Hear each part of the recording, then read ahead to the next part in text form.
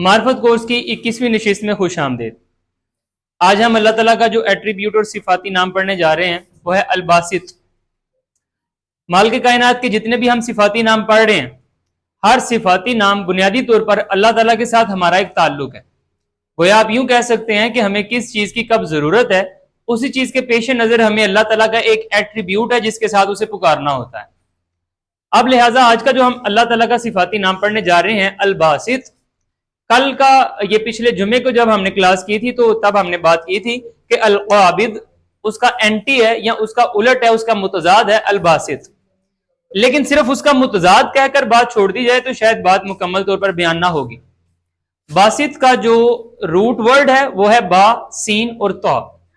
مالک کائنات نے قرآن الحکیم میں بات کرتے ہوئے اس لفظ کو 4 لفظوں کے متضاد کے طور پر کم از کم قرآن الحکیم میں پیش کیا ہے۔ وہ 4 کے 4 میں آپ کے سامنے ایک مرتبہ تلاوت کرتا ہوں، اس سے پھر ہمیں سمجھنے میں آسانی ہو جائے گی کہ اللہ تعالیٰ کو الباسط جب ہم کہیں تو اللہ تعالیٰ کا کس صفت کا کیسا حیولہ ہمارے ذہن میں بننا چاہیے۔ سورۃ البقرہ آیت نمبر 245، کل بھی ہم نے پرسوں یہ تلاوت کی تھی، دوبارہ سن لیجئے۔ اللہ تعالیٰ فرماتے ہیں من ذا الذی یقرض اللہ قرضا حسنا، کون ہے جو اللہ تعالیٰ کو قرض حسنا دے، فیضاعفہ لہ اضعافا کثیرہ، تاکہ اللہ تعالیٰ اسے کئی گنا بڑھا چڑھا کر واپس کرے۔ واللہ یقبض ویبسط، یہاں پر اللہ تعالیٰ نے لفظ یقبض اور یبسط یہ دونوں کو ایک دوسرے کے اینٹی کے طور پر اکٹھا پیش کیا ہے۔ اللہ تعالیٰ ہی ہے جو کہ تنگی کرنے والا ہے، جو سکیڑنے والا ہے، کم کرنے والا ہے، اور اللہ تعالیٰ ہی ہے جو کہ کھولنے والا ہے، کشادہ کرنے والا ہے۔ تو باسط کا جو پہلا مطلب ہمیں سمجھ آیا وہ ہے مالک کائنات وہ ذات ہے جو کھولنے والی ہے۔ کیا کھولنے والی ہے؟ جو چیز آپ کی زندگی میں مالک کائنات نے نعمت کے طور پر عطا کی یا رحمت کے طور پر عطا کی ہے، وہ ہر چیز کو کشادہ کرنے والی ہے۔ صرف اور صرف اگر ہم اسے رزق یعنی کہ دولت کے ساتھ مختص کر دیں تو یہ بہت بڑی زیادتی ہوگی۔ اللہ تعالیٰ کی یہ جو لفظ ہے نا الباسط، یہ سب سے زیادہ جو نمایاں طور پر نظر آتا ہے وہ شعور کے کھولنے کے طور پر نظر آتا ہے۔ مالک کائنات فرماتے ہیں میں جس کے ساتھ بھلائی کا ارادہ فرماتا ہوں، میں اس کا ذہن، اس کا شعور دین کے لیے کھول دیتا ہوں، اسے میں دین کی سمجھ بوجھ عطا فرما دیتا ہوں۔ یعنی کہ اللہ تعالیٰ کا جو باسط کی یہ کریکٹرسٹک ہے، سب سے زیادہ نمایاں اور پرومیننٹ جو نظر آتی ہے وہ ہمارا دل، ہمارا شعور، ہمارا قلب، ہماری سمجھنے سوچنے کی صلاحیت کو کھولنے کے لیے آتی ہے۔ جب لفظ دین استعمال ہوتا ہے، بدقسمتی سے ہمارے دل میں صرف 5 ارکان کے نام آتے ہیں اور بات ختم ہو جاتی ہے، حالانکہ ایسا نہیں ہے۔ دین تو پوری طرح سے پوری زندگی کے جینے کا نام ہے۔ اب ذرا غور کیجئے، یہ ایک اس کا مطلب آپ کے ذہن میں آ گیا، کشادہ کرنے والا، کھولنے والا، وسیع کرنے والا۔ مزید دیکھیے اللہ تعالیٰ فرماتے ہیں سورۃ شورى آیت نمبر 27، اللہ تعالیٰ فرماتے ہیں وَلَوْ بَسَطَ اللَّهُ الرِّزْقَ لِعِبَادِهِ لَبَغَوْا فِي الْأَرْضِ، اگر اللہ تعالیٰ اپنے بندوں کو بہت زیادہ رزق کے ساتھ نواز دیتا تو وہ ضرور زمین کے اندر بغی کرتے، یعنی کہ بغاوت کرتے، یعنی کہ سرکشی کرتے۔ وَلَٰكِن يُنَزِّلُ بِقَدَرٍ مَا يَشَاءُ، لیکن وہ رزق عطا فرماتا ہے، نازل کرتا ہے بِقَدَرٍ۔ یہاں پر اللہ تعالیٰ نے لفظ بسط کو قدر کے اینٹی کے طور پر، متضاد کے طور پر یہاں پر پیش کیا ہے۔ تو قدر کا مطلب کیا ہے؟ قدر کا مطلب ہوتا ہے ناپ ناپ کر دینا، تول تول کر دینا، پورا پورا دینا۔ جیسے آپ دکان پر اگر کوئی چیز لینے جاتے ہیں، آپ انہیں ایک قیمت ادا کرتے ہیں، وہ اسی پیمانے سے اسی حساب سے پیمانے سے چیز کو تول کر ناپ کر آپ کو واپس کر دیتے ہیں۔ یہ ناپ کر تول کر دینے کا مطلب کیا ہوتا ہے یا مقصد کیا ہوتا ہے؟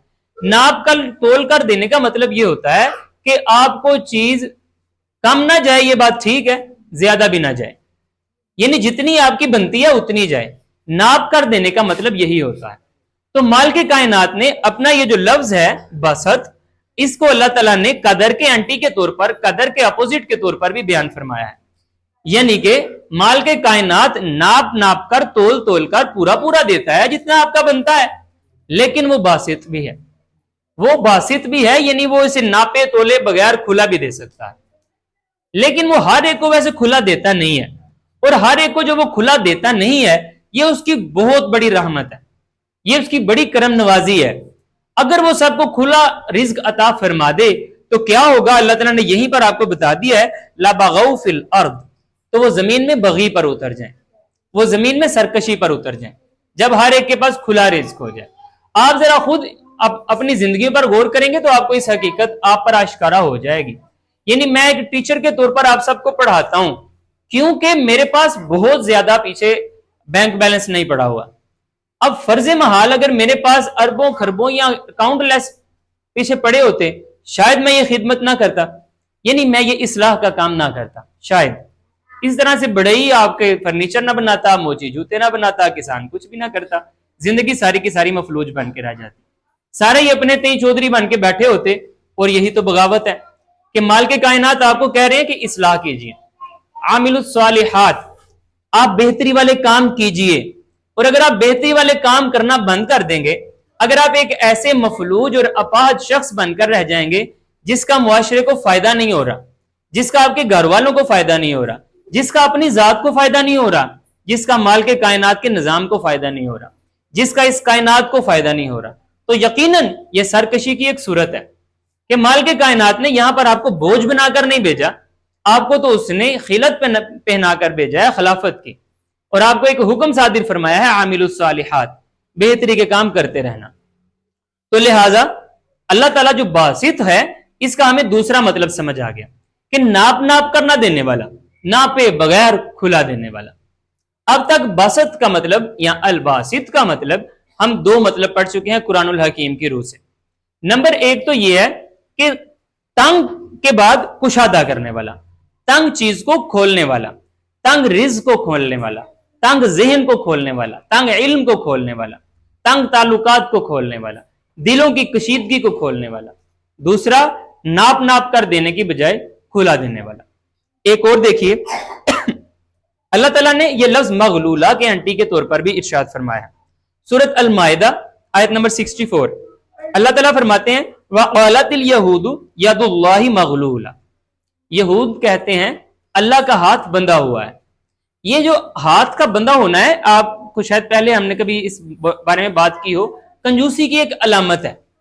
تو وہ کہتے ہیں اللہ کنجوس ہے، معاذ اللہ، استغفر اللہ، کہ اللہ کا ہاتھ بندھا ہوا ہے۔ اللہ تعالیٰ فرماتے ہیں غلت ایدیہم ولعنوا بما قالوا، ان کے ہاتھ بندھے ہوئے ہیں یہودیوں کے جو یہ اللہ کے بارے میں بات کر رہے ہیں، اور انہوں نے اللہ کے بارے میں یہ بکواس کی ہے، اس کے سبب لعنوا، ان پر لعنت کر دی گئی، انہیں اللہ کی رحمت سے دور کر دیا گیا۔ اب اللہ کی طرف لوٹنے کا شاید واپس راستہ بہت تھوڑا ہے۔ پھر اللہ تعالیٰ فرماتے ہیں بل یداہ مبسوطتان، اللہ تعالیٰ کے ہاتھ تو بڑے وسیع ہیں۔ تو اللہ تعالیٰ نے یہاں پر مغلولہ کے اینٹی کے طور پر، مغلولہ کے اپوزٹ یا متضاد یا الٹ کے طور پر لفظ استعمال کیا ہے بسط، یعنی کہ کنجوسی کا اینٹی۔ اب کنجوسی کا اینٹی آپ فراخ دلی کہہ لیں، آپ سخی کہہ لیں، یا کھلا ہاتھ سے خرچ کرنے والا کہہ لیں، جو بھی آپ کو سمجھ آئے، لیکن کنسیپٹ آپ کو میرا خیال ہے کلیئر ہو جانا چاہیے۔ اب تک قرآن الحکیم سے تین مطلب آپ کو سمجھ آ گئے۔ نمبر ایک یہ کہ تنگ چیز کو کشادہ کرنے والا، نمبر دو یہ کہ ناپ کر دینے کی بجائے بے حساب کھلا دینے والا، نمبر تین یہ کہ کنجوسی نہیں، کھلے دل سے دینے والا۔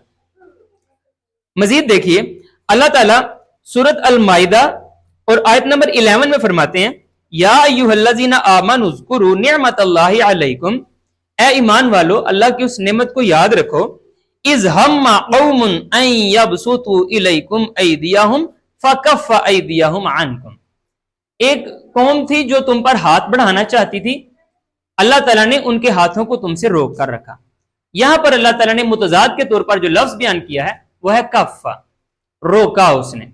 لہذا کسی بھی رکاوٹ کو دور کرنا بھی بسط ہوتا ہے، یعنی کہ رکاوٹ کو دور کرنے والا، روکنے والا، روکنے کا عمل کیا کہلاتا ہے؟ کف، اور پھر رکاوٹ کو دور کرنا بسط، یعنی کہ باسط کا جو چوتھا معنی ہمیں سمجھ آیا وہ ہے رکاوٹوں کو دور کرنے والا۔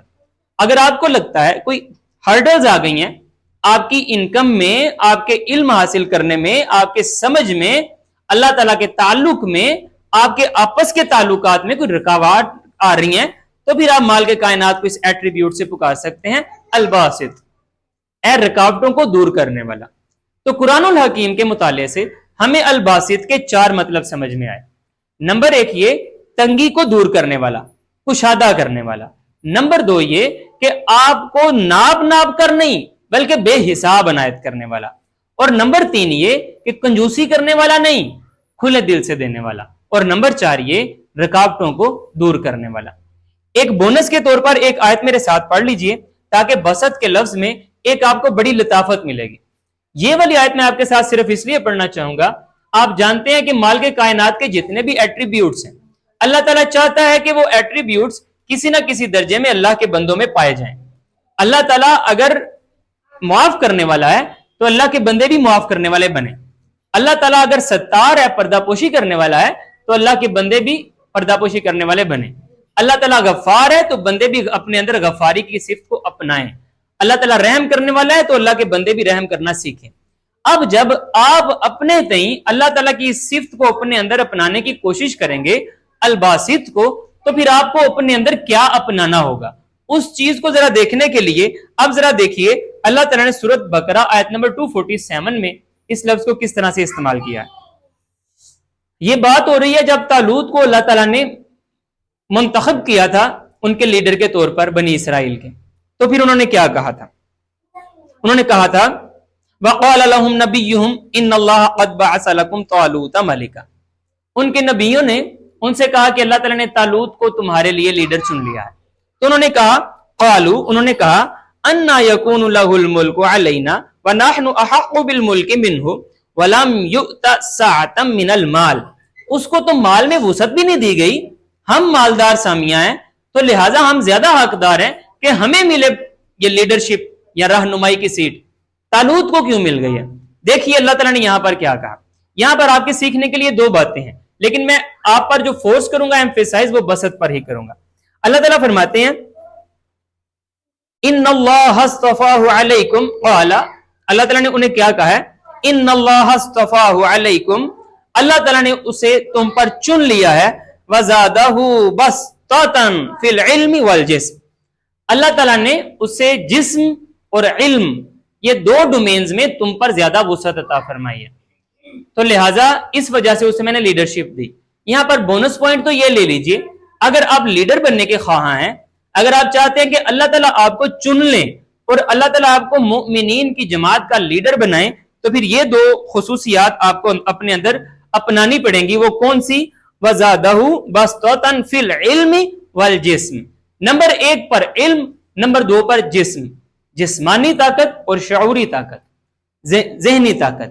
یہ 2 ایٹریبیوٹس آپس میں آپ کے اندر اگر مجتمع ہو جائیں گے ایمان کی قوت کے ساتھ تو ڈیفینیٹلی اللہ تعالیٰ آپ کو لیڈر کے طور پر چن لیں گے. اب ذرا دیکھیے یہاں پر نا راغب اصفہانی رحمۃ اللہ تعالی علیہ نے اس کا مطلب سمجھاتے ہوئے ایک بڑی پیاری بات کی، وہی آپ کے گوش گزار کرنا چاہتا ہوں تاکہ آپ الباسط کی اگر کریکٹرسٹک اپنے اندر اپنانا چاہیں تو آپ کے لیے یہ بات ان کی مشر راہ بنے.